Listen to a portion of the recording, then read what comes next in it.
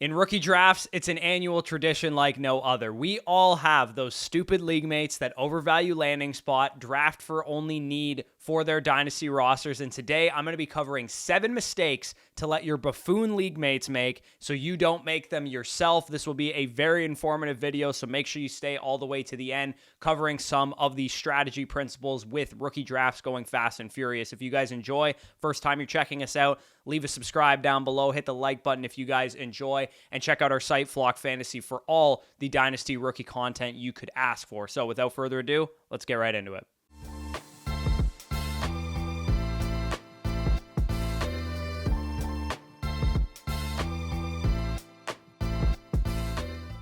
All right, mistake number 1 to avoid in rookie drafts, and we did do this video last year. This will be an annual point that I have to hammer home. That would be drafting for needs in the month of May. It is May 2nd as I'm recording this. As far as I know, none of you guys have a fantasy matchup this week. None of you guys need an RB2 or a wide receiver 3 for your starting lineup. So I don't want to hear in the comments that you needed a RB2 so you made this selection. You needed a wide receiver 3 so you made this selection. Your job in a rookie draft is to position yourself to draft the best available player based on, my personal rankings if you trust me, based on your own personal rankings if you just want to roll by yourself.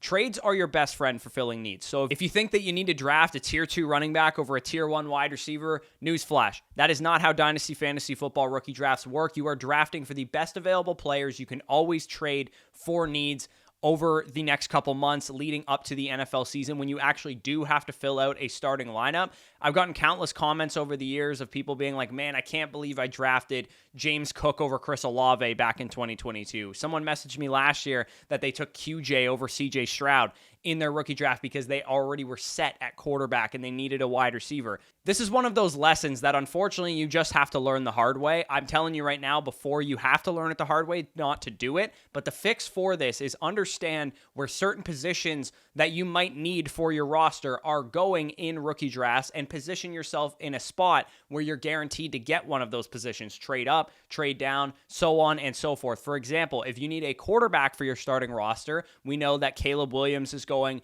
101. You could go all the way up there. We know that there's a honeypot from 103 to 105 to get Jaden Daniels or Drake May. You could position yourself there. Maybe you're okay with JJ McCarthy. You could position yourself in that 107, 108 range or that late first round range where Bo Nix and Michael Penix might be going. So bottom line is basically, if you need a certain position yourself to get that position in the rookie draft by trading up or down. Do not reach for need. Because if, for example, you're at 107 and Malik Neighbors had slid to you and all the quarterbacks went off the board already, don't just draft Bo Nix and sort your team by quarterback because that's what your roster need. To give you guys an example of how this works in practice, in our Tone Setter Truthers League, this is my team, or this was my team before the rookie draft, and you could see that I had 105 in this draft. But what I did to get 105 was trade up from 107 using Danny's 2025 second, which projects to be a late pick, and my 310 in this year's class to go from 107 to 105 to secure a sliding Jaden Daniels on the clock during the rookie draft. So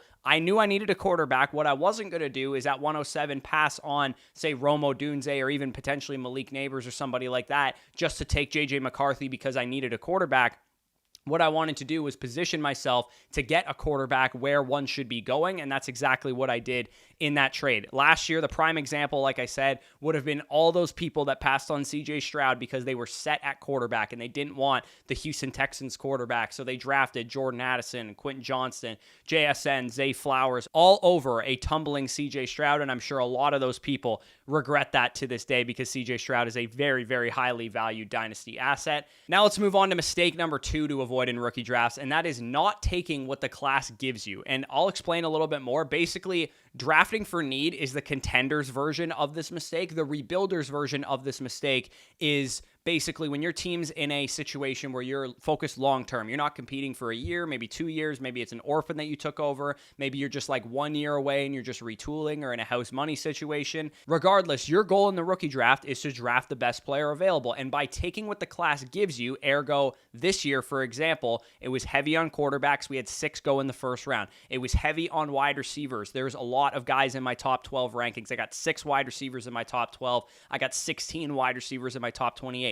quarterback and wide receiver are the types of positions that you should be targeting in a rebuild or an orphan build up or whatever you guys are looking for, productive struggle, because that's what this draft class is strong in. Whereas this year, it's not a great running back class. It's not a great tight end class outside of Brock Bowers. So 0 running backs cracking my top 12 overall rankings doesn't mean that you still hammer running backs because you need them for your rebuild. And only 4 running backs total are in my top 24. Only 1 tight end is in my top 24, and that's Brock Bowers. So it's not a great year to need those positions. So what you should be doing as a rebuilder is loading up on the positions that are strong, ergo quarterback and wide receiver. You definitely don't have team needs. If you're a rebuilding team, you could care less if you draft 9 straight wide receivers in your rookie draft, because your goal is by the time you are ready to compete, you can then make trades. You can swap your wide receiver 7, Calvin Ridley, for a productive running back if your team is ready to compete at that point in time. Your goal as a rebuilder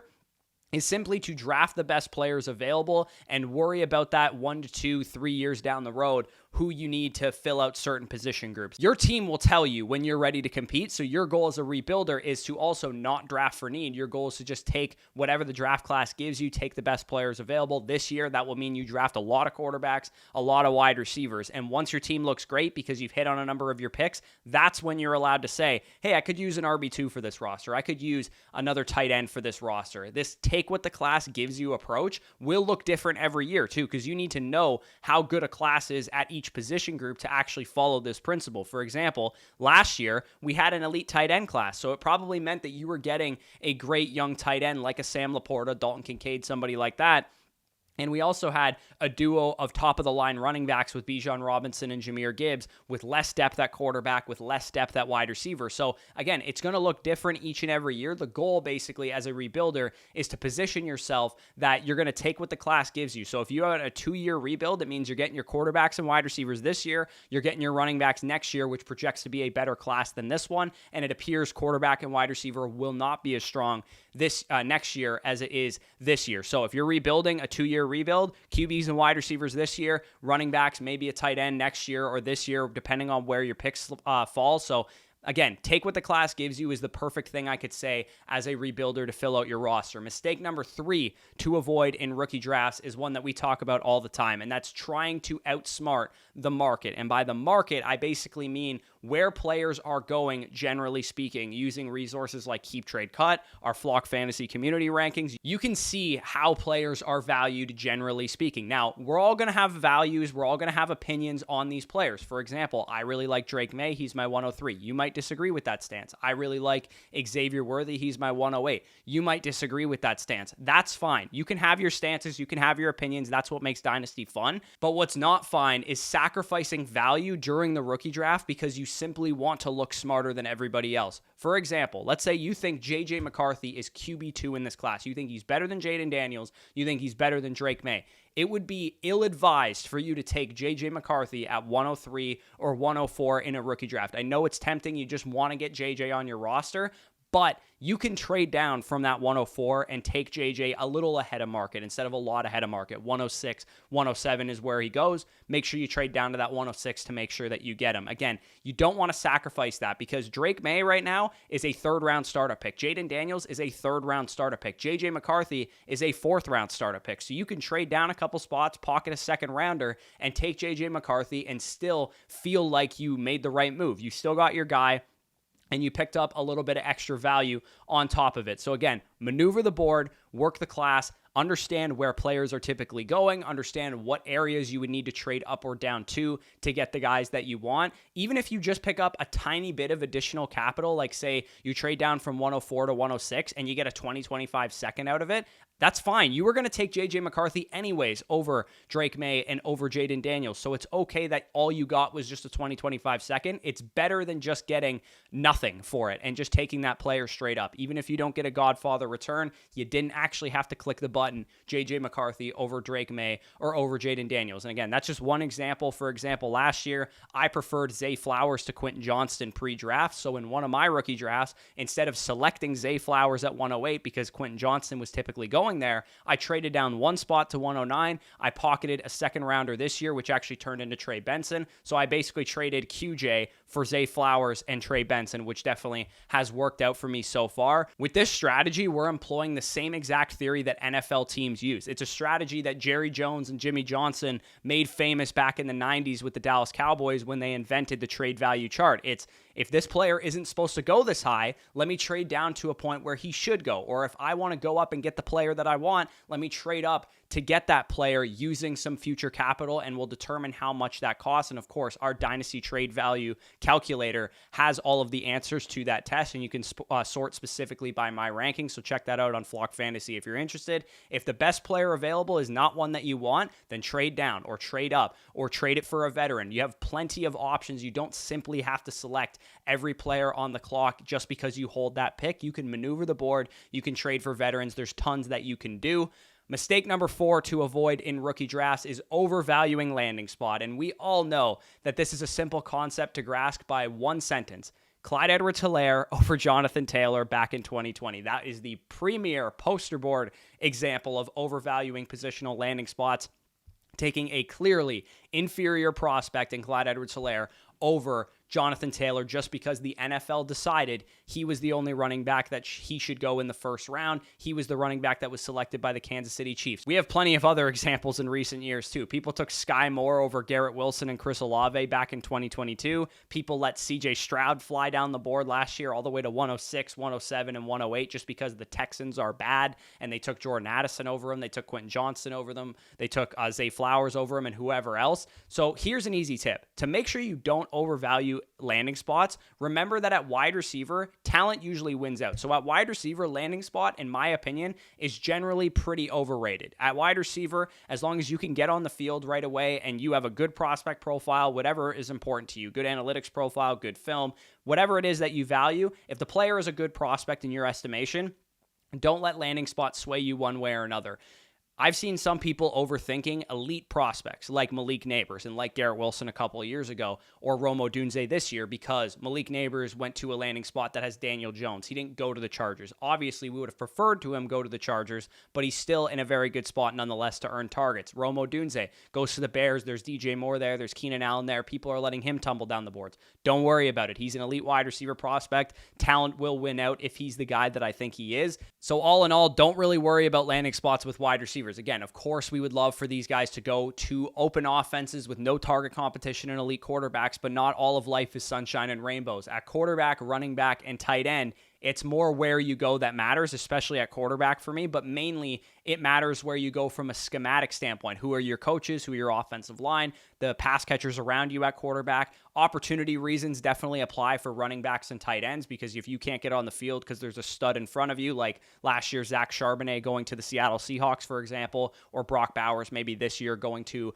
the Raiders where they already have Michael Mayer, that's when you can kind of factor in landing spot. I'm not saying it doesn't matter. It definitely factors in. It's definitely part of the equation, but the key is to evaluate it properly and balance it for how much it needs to be worth. Not 80% of the equation. It's like 10, 20% of the equation for wide receivers, and then 30, 40% of the equation for quarterbacks, running backs, and for tight ends. In the range of outcomes, outline the range of outcomes pre-draft. That's an easy way to know how to evaluate landing spot. For example, if I thought Ladd McConkey could go as high as 110, 111, 112 in a great landing spot, and as low as 202, 203, 204 in a bad landing spot, then I guess we can evaluate his Chargers landing spot, early second round draft capital, as he should be valued at 110, 111, 112, and that's in fact where he's going. So that's how you want to evaluate landing spot. Just use it as a range of outcomes, a range that we're looking at. Bad landing spot, he lands here. Good landing spot, he lands there, depending on where the other players around him are going. So keep that in mind with landing spot.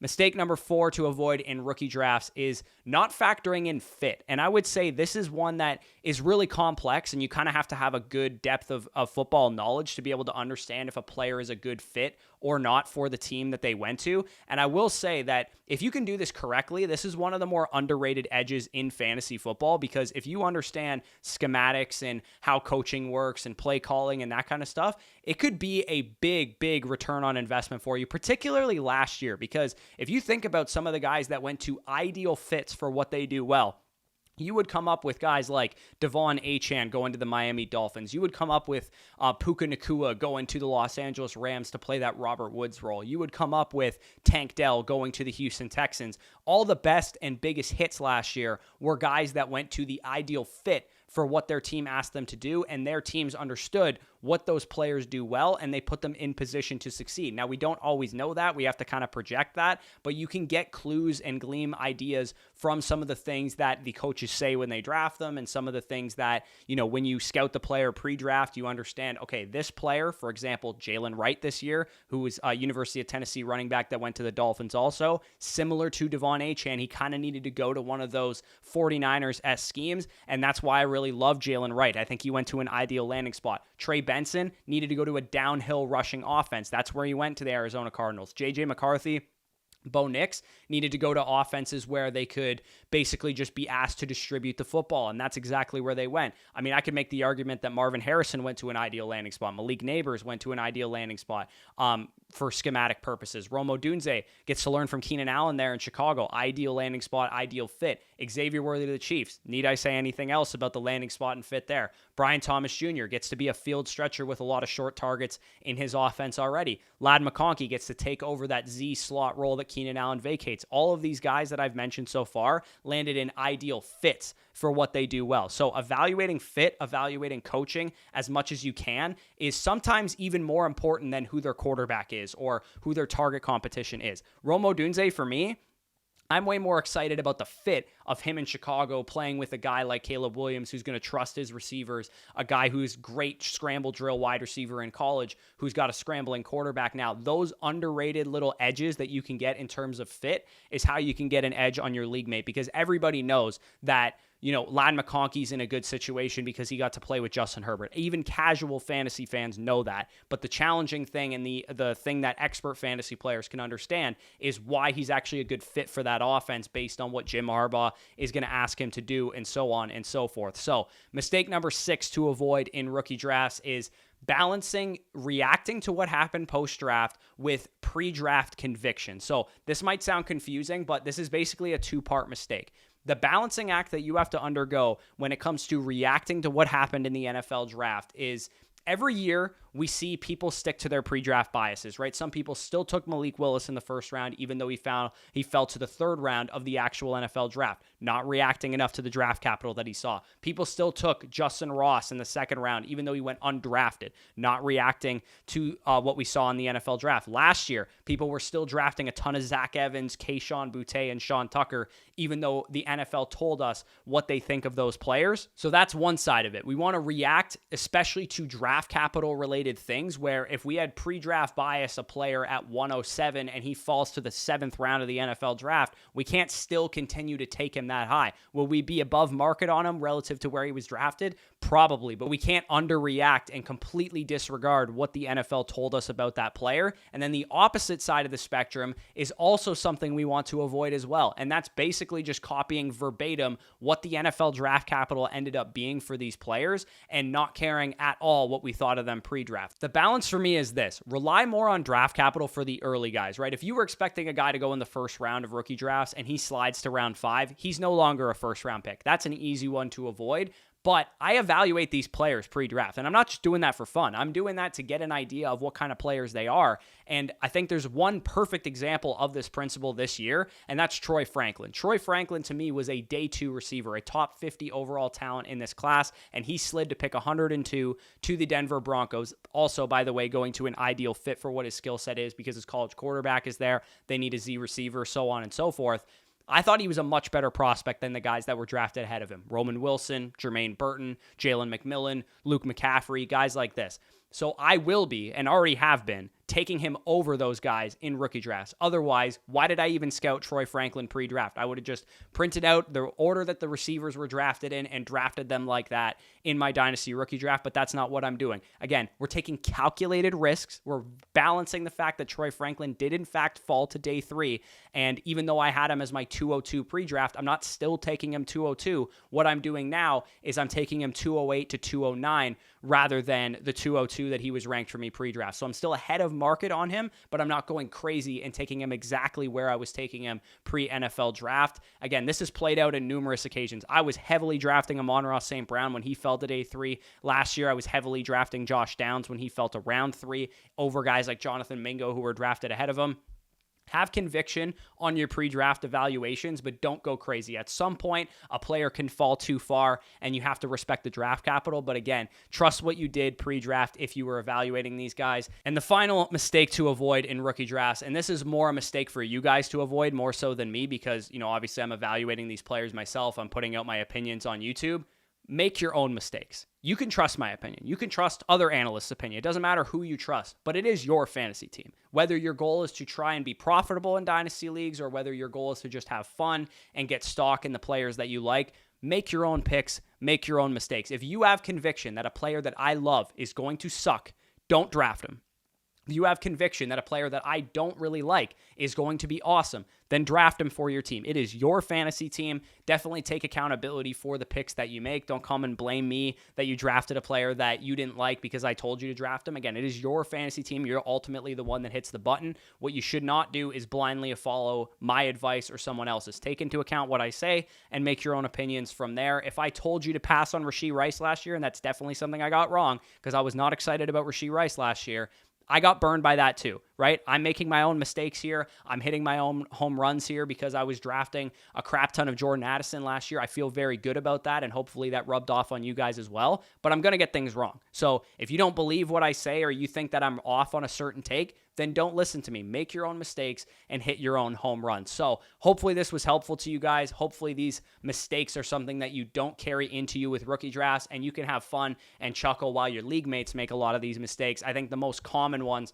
are drafting for need, overvaluing landing spot, as well as trying to outsmart the market. Those are the 3 that I think I see the most often. And let me know down below, did I miss any rookie draft mistakes that you see widespread across your dynasty rookie drafts right now? Let me know down below in the comments section. And again, if you do want all of our dynasty rookie rankings, all of our rookie opinions and player write-ups and player cards and comps and where you should be taking these guys in rookie drafts and fantasy outlooks for all of these players, our dynasty rookie draft guide is now live. It has sleepers, it has busts, it has values, it has our top 50 overall rookie rankings. It's everything that you need to dominate your rookie drafts this coming spring. Make sure you guys are checking out flockfantasy.com and use the promo code FSE for 30% off a 7-day free trial. That's where you'll get access to our Dynasty Rookie Guide, and you'll also get access to our trade calculator, our trade value charts, and all that good stuff. And if you don't want to sign up on the site and you want to just get right into the action over on Underdog Fantasy, right now, when you sign up with promo code FSE and deposit at least $10 on Underdog Fantasy, you will actually get our Dynasty Rookie Draft Guide